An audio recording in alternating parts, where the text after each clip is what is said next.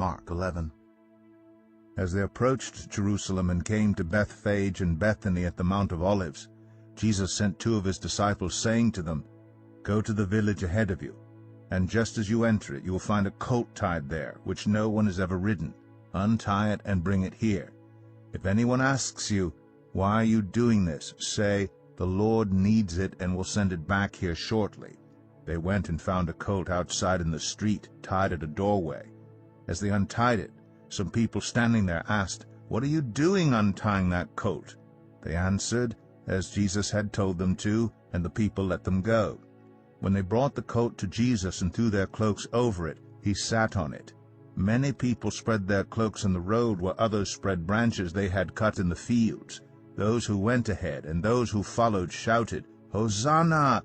Blessed is he who comes in the name of the Lord. Blessed is the coming kingdom of our father David. Hosanna in the highest heaven." Jesus entered Jerusalem and went into the temple courts.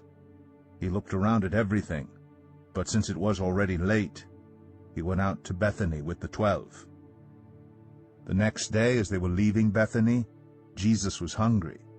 Seeing in the distance a fig tree in leaf, he went to find out if it had any fruit. When he reached it, he found nothing but leaves, because it was not the season for figs. Then he said to the tree, "May no one ever eat fruit from you again." And his disciples heard him say it. On reaching Jerusalem, Jesus entered the temple courts and began driving out those who were buying and selling there. He overturned the tables of the money changers and the benches of those selling doves, and would not allow anyone to carry merchandise through the temple courts. And as he taught them, he said, "Is it not written, 'My house will be called a house of prayer for all nations,' but you have made it a den of robbers?"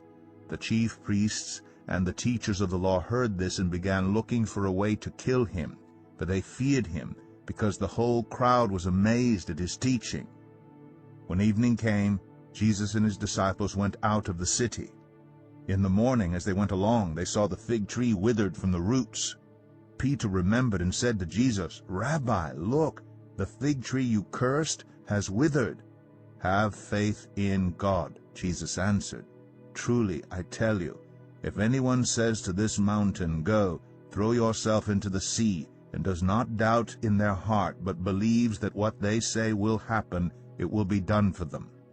Therefore I tell you, whatever you ask for in prayer, believe that you have received it, and it will be yours. And when you stand praying, if you hold anything against anyone, forgive them, so that your Father in heaven may forgive you your sins." They arrived again in Jerusalem, and while Jesus was walking in the temple courts, the chief priests, the teachers of the law, and the elders came to him. "By what authority are you doing these things?" they asked. "And who gave you authority to do this?" Jesus replied, "I will ask you one question. Answer me, and I will tell you by what authority I am doing these things. John's baptism, was it from heaven or of human origin? Tell me."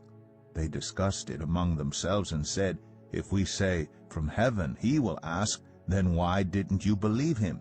But if we say, 'Of human origin,' they feared the people, for everyone held that John really was a prophet." So they answered Jesus, "We don't know." Jesus said, "Neither will I tell you by what authority I am doing these things."